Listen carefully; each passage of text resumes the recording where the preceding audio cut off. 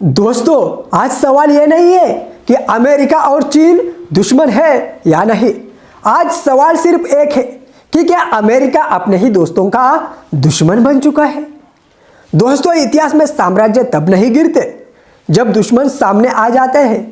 साम्राज्य तब गिर जाते हैं जब दोस्त ही डरने लगते हैं। और आज वही डर अमेरिका के अपने सहयोगी में साफ दिखाई दे रहा है। क्या आपने कभी सोचा है कि कोई देश अपने ही दोस्तों को इतना डरा दे कि वो रास्ता बदलने पर मजबूर हो जाए।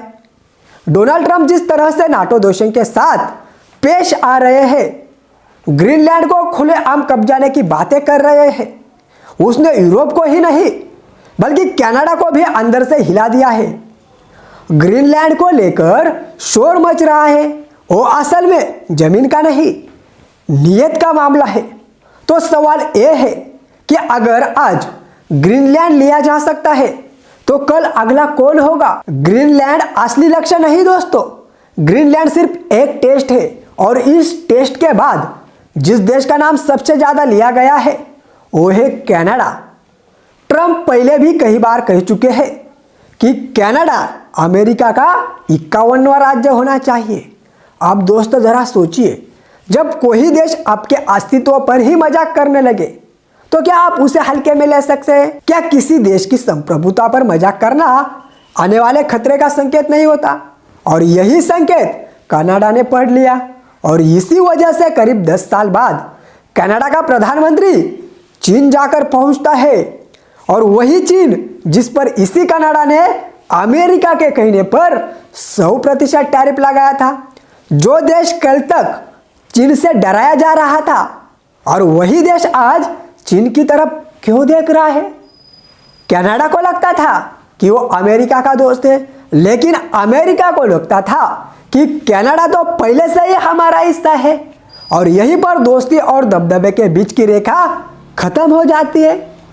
क्या दोस्ती तब खत्म नहीं हो जाती जब एक पक्ष खुद को मालिक समझने लगे।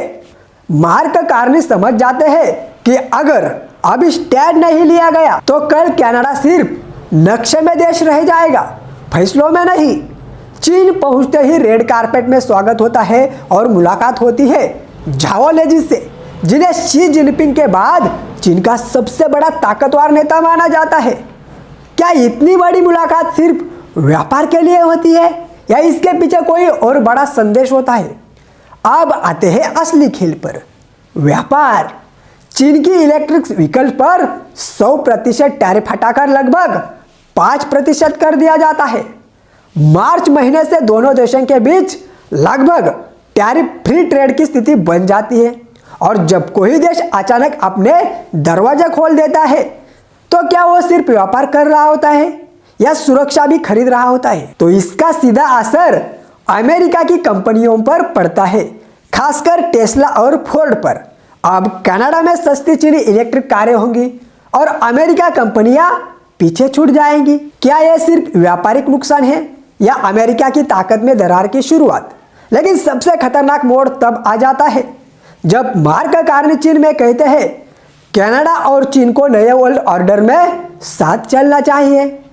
नया वर्ल्ड ऑर्डर कहने का मतलब क्या अमेरिका को चुनौती देना नहीं होता।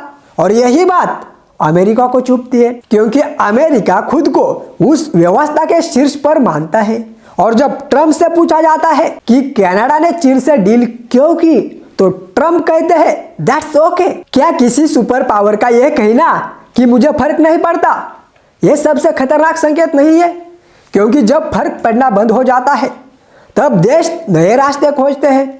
आज कनाडा ने रास्ता बदला है, कल यूरोप बदलेगा और परसों शायद यूरोप रूस की तरफ देखे। तो असली सवाल यह है कि क्या अमेरिका अपनी ताकत से दुनिया को कंट्रोल कर रहा है या फिर वही ताकत अमेरिका को धीरे धीरे अकेला कर रही है। और अगर दोस्त ही डरने लगे तो क्या साम्राज्य ज्यादा दिन टिक पाते हैं। कमेंट में बताइए आप क्या सोचते हैं।